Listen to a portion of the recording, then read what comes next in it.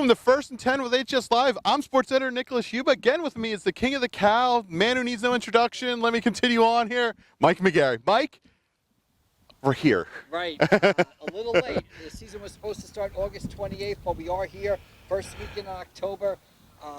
The optimum is for each team to play 8 games. We already know some teams might not be able to do that, but hey, we got to be thankful for every weekend we have this fall. I think at some point a lot of us, I thought so. I thought this was kind of not a pipe dream, but I thought it'd be difficult getting here. And to be here, this is Wednesday. The season starts Friday. I think everyone's got a smile on their face. Holy Spirit's practicing for their monster game. State final rematch on Friday night at Buna against St. Joe's. Did you ever waver in kind of where we are now, like if we got here? You know, who knew back in March or April what was going to happen? But I think, you know, the thing is you just got to take it day to day. And, hey, we're going to play Friday night. What happens after that is going to happen after that. But we know we're going to have some games on Friday. And like I said, when the games play, you know, everybody involved, players, cheerleaders, coaches, reporters. We're excited. We all got to enjoy it. So we'll get to the St. Augustine situation a little bit. But let's start on the field with last time Holy Spirit and St. Joe's were on the field. It was at Rutgers Stadium. I refuse to call it what it is called now. In the state final, and Holy Spirit laid down a marker. Right. Well, this is what this season is going to be about. There are no formal playoffs. So each week it's going to be rivalry games. It's going to be like college football in the 1960s. It's going to be like high school football in New Jersey before the playoffs started in 1974. And you've got St. Joe and Holy Spirit, rivalry game. No matter what happens the rest of the season, this game Friday night will define how successful St. Joe or Holy Spirit are. Like you said, you pointed to the game, State Group 2 championships, Holy Spirit 38, St. Joe 0. Now, these teams are fierce rivals. Rivalry started in 2000. St. Joe leads the series 15-7, and St. Joe beat Holy Spirit in last year's regular season. But 38-0 was the final of the state title game, and that's what everybody remembers. And it wasn't that close. Like, it was a really statement game by the Spartans that night. Right. Holy Spirit dominated the game, and both teams have a lot of players back that played in that game. Holy Spirit quarterback Trevor Cohen going to Rutgers for baseball is back. Patrick Cheek Smith, a running back, going to Colorado State. On the flip side, you've got St. Joe with Ahmad Ross going to Army, Keyshawn Griffin at linebacker and tight end going to Rutgers, Jaden Schertel back at quarterback. A lot of talent on the field Friday night, a great opener. Do you think this sets the tone for the rest of the season for both clubs? Absolutely. And again, when you talk about a season without any playoffs, this is like a championship game. I mean, this is a game that will define how successful both teams are this season. There's another big game in well, they're all big because it's week 1, and you never want to start 0-1. Millville going to defending sectional champions Hamilton. And Hamilton kind of Cinderella last year in a lot of ways. Right, but a lot of talent back this year. I think they're ranked number 6 in our Elite 11. 2 of the best running backs in New Jersey will be on the field in that game. Jaden Abrams for Hamilton, LeQuint Allen for Millville. It's a Millville team that last year finished, I believe, 5-6. A lot of sophomores. Now they're back. They're juniors. That's another great game. Millville at Hamilton Friday night. I think with Millville last year, that was an incredibly difficult schedule. They played State Power after State Power to start the year last year. I think they were 0-2 to start, right? Yeah, they still have a tremendous schedule this year. They've got they start off with Hamilton. I believe they also play St. Joe and a couple other good teams before finishing up with Violent. So Millville, again, has a tough schedule this year. So then, you know, we talked about the traditional games of the weekend. A lot of new faces in different places. You know, a lot of new coaches. Turnover this year. A lot of new coaches debut. Cedar Creek will travel to Pleasantville Friday night. New coach for Pleasantville and Garcia. New coach for Cedar Creek and James Melody. So 2 new coaches there. You've got a new coach at Atlantic City, Keenan Wright.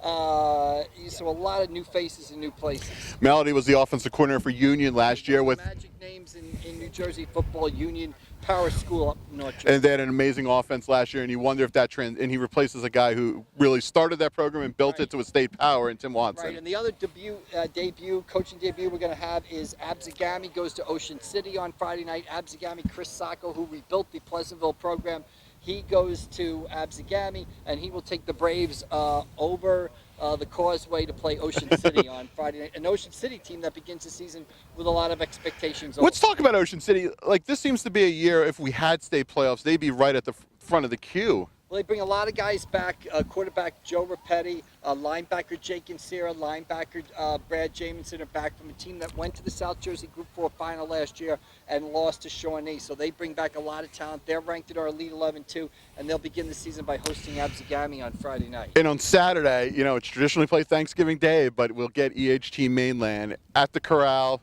No student section, limited tickets for friends, for family members. So, you know, that's going to be a story too this season. The crowds and just what it looks like. Yeah, I think that Mainland game's got no fans. And No, they changed it. Oh, did they? They changed it last night. One Yes. thing you should do is check with your school to see. I think the state regulation right now is no more than 500 people at an outdoor gathering. Each school is kind of handling it differently, so you just can't walk up to a game this year. Check with the school to see what they're doing. You mentioned that game. You got a Mainland team that's rebuilding, but still has Jabril Mace, freshman who already has offers at running back from Syracuse and Rutgers. He ran for over 1,000 yards last season. And you got an Egg Harbor Township team that is looking to maybe turn the corner. Won four of the last six last season, so they're looking to get a winning record this year. With regard to fans, we have a whole list at pressofac.com of the protocols and what different schools have different protocols. Take a look at that if you're interested to go into a game. Very absent on the opening weekend of the season is St. Augustine. They have an outbreak at the school, 2 kids. They shut down things for 2 weeks. Vineland and I think Millville, right. the games with them are canceled the next 2 weeks. This was going to be a year, and I'll bring it up right now. This was going to be a year that they were going to supposedly take that next step. They almost did it last year against St. Peter's with the down up there with the clock and all that jazz. St. Augustine fans will know exactly what I'm talking about. Kind of disappointed we don't get to see them, but that's going to be a story the whole year about outbreaks and things like that. It'll just be 2 weeks. There was nobody on the football team. It was a couple of students in the school, unrelated cases. The Department of Health ordered that the school go to virtual learning, and the football team couldn't play. Its opener this Friday against Vineland or against Millville. St. Augustine, #1 in our Press Elite 11. You know, they should be able, like you said, each team this year probably play 8 games. St. Augustine might be able to reschedule one of the football games or pick up another game on Thanksgiving week. So hopefully they can play 7 games this year. But that's just going to be a fact of life and why you got to take each game sort of special. You're going to have weeks where this team might not be able to play or that team might not be able to play. That's just life in 2020. Funny thing on Twitter this week, Dan Russo in the Vineland Twitter account asking who's got a game for this weekend. Right. Someone suggested St. Joe's Prep in Philly. So we can play matchmaker a variety of different ways. Before we wrap up, give me one thing that you're super excited for this year. I have my own. You go first. I'm just excited to play. I mean, you know, I'm excited for a football Friday. I'm excited to head out to Buna. St. Joe's playing at Buna this year. I'm excited for Holy Spirit against St. Joe on Friday night. I'm excited for the Friday nights to come. You know, I'm excited to see games again. I'm excited for the Friday night, and that's going to be really what sitting in the office watching all the games from around the state on the old Twitter feed, as the kids said, and just having a sense of like. Football on a Friday night in New Jersey is a thing that is a normalcy issue. Right. And I think this is one of those steps we have to take as we get back in the swing of things. But you'll be out there. I'll be in the office. We'll be here at pressofac.com, guys. Thanks for watching. We'll see you next week from another location.